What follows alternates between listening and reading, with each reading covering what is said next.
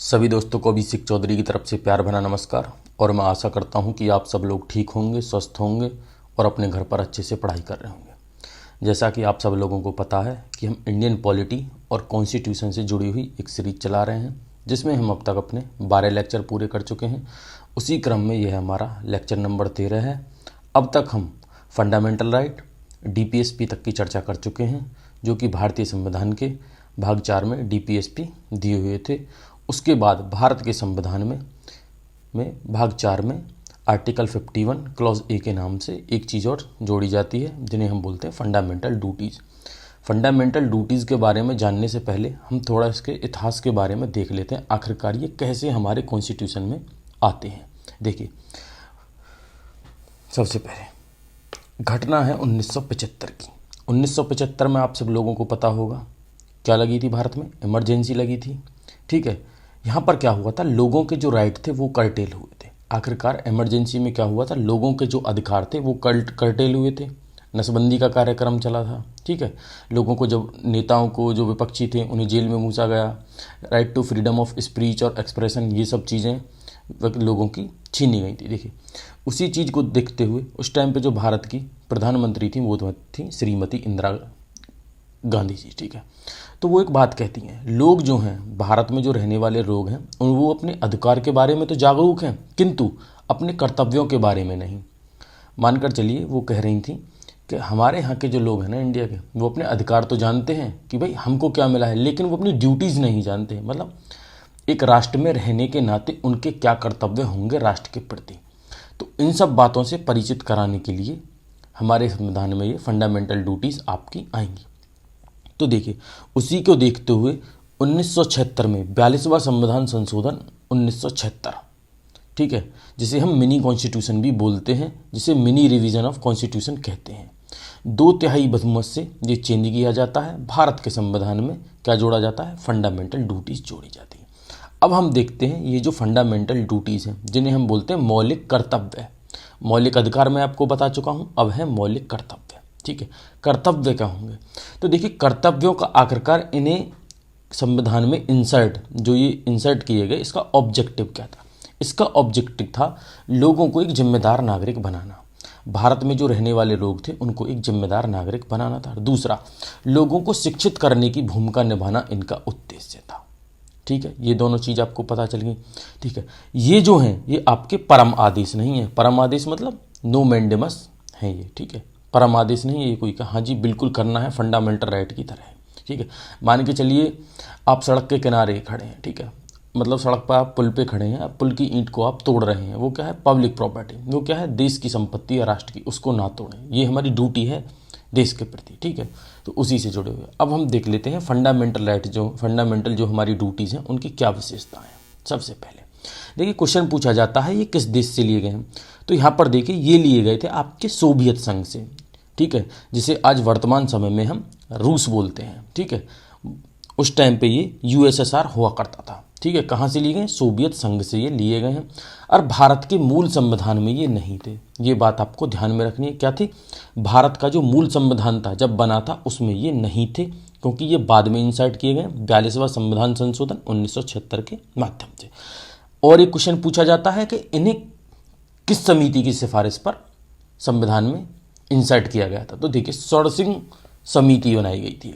तो स्वर्ण सिंह समिति जो थी, उन्होंने रिकमेंडेशन किया था कि इन्हें भारत के संविधान में एक नया भाग बनाकर ठीक है, भाग 4 में के नाम से एक आर्टिकल बना दिया गया, 51A से नाम से जोड़कर नागरिकों को कुल 10 मौलिक अधिकार, 10 फंडामेंटल ड्यूटीज़ का समावेशन कर दिया गया। अब देखिए, एक क्वेश्चन और मैं आपको यहाँ पर बताता हूँ कि ये जो हमारी स्वर्ण सिंह समिति थी, सरदार स्वर्ण सिंह समिति, इसने उस टाइम पे 8 फंडामेंटल जो ये ड्यूटीज़ हैं, ठीक है, इनकी संस्तुति की थी, ना कि 10 की।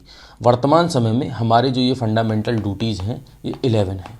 ठीक है, आई बात आपकी समझ में। अब देखिए, एक फैक्टर मैं आपको बता दूँ, जापान के बाद भारत दूसरा प्रजातांत्रिक देश है जिसके संविधान में फंडामेंटल जो ये ड्यूटीज़ हैं उनका स्पष्ट उल्लेख है। मतलब क्लियरली बताया गया है कि भारत के संविधान में भाग 4 के में क्या है, आर्टिकल 51 कैपिटल A में क्या है, फंडामेंटल ड्यूटीज़ भारत में दी गई हैं। एक चीज़ और मैं आपको यहाँ पर बताता हूँ। देखिए यूएनओ, यूनाइटेड नेशन ऑर्गेनाइजेशन की जो धारा है 29 क्लॉज 1 के तहत मानवाधिकारों की सार्वभौमिक घोषणा होती है। एक मानवाधिकारों की क्या है, एक सार्वभौमिक घोषणा, जिसे हम बोलते हैं universal declaration of human right, के साथ भी ये जो हमारी फंडामेंटल ड्यूटीज़ हैं इनका सामंजस्य है, ठीक है, उससे मिलती जुलती हैं। अब हम देख लेते हैं हमारी जो 11 की 11 फंडामेंटल ड्यूटीज़ हैं ये कौन कौन सी हैं। देखिए सबसे पहले जो हमारी पहली ड्यूटी है वो हमें क्या बताती है, वो है article 51 capital A clause A. ये क्या कहती है, भारत के संविधान, इसकी संस्थाओं, आदर्शों, राष्ट्रध्वज और राष्ट्रगान का आदर करना। मतलब ये भारत में रहने वाले लोगों से अपेक्षा की जाती है, नागरिकों से स्पेशली अपेक्षा की जाती है कि ये जो हैं लोग वो क्या करेंगे, भारत का जो संविधान है, संविधान और जो इसकी संस्थाएं, संस्थाएं मतलब जुडिशरी हो गया आपका, ठीक है, पार्लियामेंट हो गई, लोकसभा हो गई, ये राज्यसभा हो गई, ठीक है, ये क्या है, ये संस्थाएं हैं, ठीक है। और इसके आदर्श, हमारे देश के आदर्श कौन से हैं, स्वतंत्रता, समानता, बंधुता, न्याय, और हमारा राष्ट्रध्वज, ठीक है, जो तिरंगा है, और राष्ट्रगान जनगण मन अधिनायक, क्या करना है, उसका आदर करना है, इन सब चीज़ों का। तो आर्टिकल 51 कैपिटल ए क्लॉज 1 हमें क्या बताता है कि भारत के संविधान, इसकी संस्थाओं, आदर्शों, राष्ट्रध्वज और राष्ट्रगान का क्या करना है, हमको आदर करना है। अब जी आदर कर लिया, उसके बाद क्या है, आर्टिकल 51 ए क्लॉज बी में क्या क्या है, जो स्वाधीनता आंदोलन था भारत का जो स्वाधीनता आंदोलन चला था, उसके आदर्शों का हमको क्या करना है, पालन। देखिए भारत का जो स्वतंत्रता संघर्ष का जो आंदोलन चला था उस टाइम पे हमारे नारे क्या थे, स्वतंत्रता था सबसे पहले तो, क्योंकि हमें ब्रिटिश से क्या होना था, आज़ाद होना था। बंधुता था, ठीक है, मतलब लोगों में आपस में भाईचारा हमको डेवलप करना था। न्याय था, क्योंकि हमें न्याय चाहिए, क्योंकि हमारी सोसाइटी उस टाइम पर डिवाइडेड बहुत ज़्यादा थी, ठीक है। ये सब हमारे क्या थे, आदर्श थे। तो ये जो आदर्श हैं इनका पालन करना है। लोकतंत्र क्या था, हम किसकी मांग कर रहे थे, लोकतंत्र की। तो लोकतंत्र क्या है, आदर्श, तो इनका क्या करना है, हमको पालन करना है। अब देखिए जो तीसरी हमारी फंडामेंटल ड्यूटीज है, जो कि क्लॉज सी में दी गई है, वो क्या कहती है, ये कहती है भारत की जो संप्रभुता है, जो एकता है और अखंडता की हमको क्या करनी है, रक्षा करनी है। हमको ऐसे नारे नहीं लगाने हैं कि भारत तेरे टुकड़े होंगे, ठीक है। हमको क्या करनी है, भारत की जो संप्रभुता है, जो सॉवरनिटी है, भारत की जो यूनिटी है और भारत की जो इंटीग्रिटी है, उसकी क्या करना है, हमको रक्षा करनी है। अगर आप भारत के संविधान की प्रियम्बल को भी देखोगे तो उसमें भी क्या दिया हुआ है, ठीक है, उसमें भी ये सब चीज़ें दी हुई हैं हमारी, ठीक है। आगे देखते हैं अगला क्या कहता है, क्लॉज डी में क्या कहता है, वो कहता है कि देश की सेवा और राष्ट्रीय सुरक्षा में आपको क्या करना है, योगदान देना है। आप आर्मी में भर्ती हुई है, किसी भी सुरक्षा बल में भर्ती हुई है, ठीक है, या वैसे भी आप वॉलेंटरी रूप से देश की सेवा कर सकते हैं और राष्ट्रीय सुरक्षा में आपको योगदान देना है, ठीक है। आगे चलते हैं। अब हमारा जो पांचवी ड्यूटी है, जो ई है, वो क्या कहती है, वो कहती है कि नागरिकों के बीच, मतलब हमारे देश के जो नागरिक हैं, ठीक है, उनके बीच हमको क्या करना है, भाईचारे को बढ़ावा देना है आपस में। धार्मिक और भाषाई बहुलता की रक्षा करनी है, ठीक है। अलग अलग धर्म के जो लोग हैं उनके बीच में हमको क्या करना है, बहुलता लानी है। मतलब ये नहीं कि एक ही तरीके के, और भाषाई बहुलता, हिंदी बोलिए, मराठी बोलिए, कन्नड़ बोलिए, तमिल, तेलुगु, कोई सी भाषा। एवं एक चीज़ और इसमें, स्त्रियों के सम्मान के विरुद्ध प्रथाओं का त्याग करना। ये बहुत ही ज़्यादा इंपॉर्टेंट चीज़ यहाँ पर बोली गई है। हमारी जो स्त्रियां हैं, जो महिला हैं, उनके सम्मान के विरुद्ध जो भी भारत में प्रथाएं चली आ रही हैं उनका क्या करना है, हमको त्याग करना है। जैसे पर्दा प्रथा है, उसका क्या करना है, हमको त्याग करना है, ठीक है। ये सब चीज़ें हैं। आगे देखते हैं एफ जो हमारा है, जो छठी ड्यूटी है, वो क्या कहती है, वो कहती है हमारी सामाजिक संस्कृति, मतलब कंपोजिट कल्चर का हमको क्या करना है, विकास करना है। मैंने आपको बताया है कि संस्कृति क्या है, खान पान, वेशभूषा, ये सब किसके पार्ट है, संस्कृति के पार्ट है। तो हमें ये नहीं देखना है कि ये लोग कुर्ता पहनता है तो ये तिलक लगाते हैं, कि हमको क्या है, सामाजिक संस्कृति, मतलब एक कंपोजिट कल्चर का विकास करना है। जैसे आप प्रकृति में देखेंगे सभी फूल एक तरीके के नहीं होंगे, वो अलग अलग विविध प्रकार के होंगे, अलग अलग तरीके की घासें होंगी, अलग अलग तरीके के पेड़ होंगे। तो ऐसे ही जो मानव हैं वो भी अलग अलग तरीके के होंगे। तो हमको क्या करना है, जब तो बोला जाता है क्या कहते डाइवर्सिटी, आपका क्या कहते यूनिटी इन डाइवर्सिटी इंडिया को, ठीक है। अगला क्या कहता है, देखिए जी क्या कहता है 51A का, वो कहता है कि पर्यावरण की हमको क्या करनी है, रक्षा करनी है। तो यहाँ पर मैंने लिखा भी है जी, पर्यावरण की रक्षा करनी है जी, ठीक है।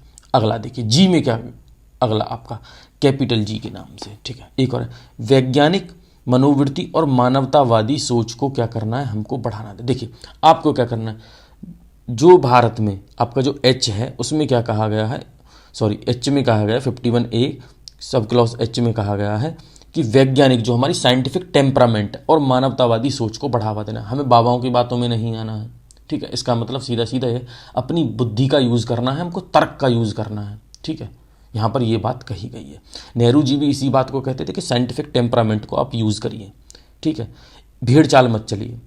अगला क्या कहता है 51A क्लॉज आई, ये कहता है सामूहिक संपत्ति की रक्षा करना और हिंसा से दूर रहना। आप देखेंगे सड़क बनी है, आप उसको मत तोड़िए, सड़क किनारे पेड़ लगे हैं उनको मत तोड़िए, उन पेड़ के ओर पास आपका जाल लगा हुआ है, कोई भी सरकार की प्रॉपर्टी है वो आपको क्या करनी है, उसकी रक्षा करनी है और हिंसा से आपको दूर रहना है। ठीक है, ये बात यहाँ पर कही गई। देखिए अगली बात क्या कही गई है, जो हमारी 10वीं ड्यूटी है जे में, वो कही गई है व्यक्तिगत और सामूहिक क्षेत्र में श्रेष्ठता लाने का सतत प्रयास करना। देखिए खुद मतलब अपने आप में व्यक्तिगत और सामूहिक मतलब सब लोगों के बीच में ये जो क्षेत्र है उसमें क्या कर लानी है, हमको श्रेष्ठता लानी है, मतलब सुपीरियरिटी लानी है के लिए हमको क्या करना है, सतत प्रयास करना, मतलब कंटिन्यूसली हमको प्रयास करना है इस चीज़ के लिए।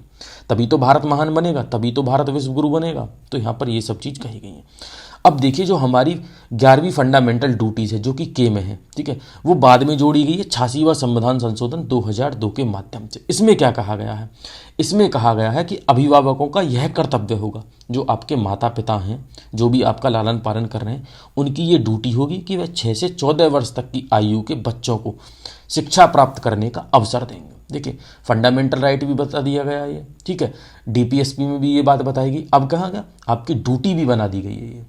तो ये सब चीज़ आपको ध्यान में रखनी है। अगर आप इसको 3 या 4 बार देखेंगे तो आपको ये चीज़ बड़ी आसानी से याद हो जाएगी। और एक चीज़ मैं यहाँ पर एक भरोसे के साथ कह सकता हूँ, अगर फंडामेंटल ड्यूटीज से जुड़ा हुआ आपका कोई भी क्वेश्चन आता है तो मैं गारंटी के साथ कहता हूँ वो आपका छूटेगा नहीं। ठीक है, धन्यवाद।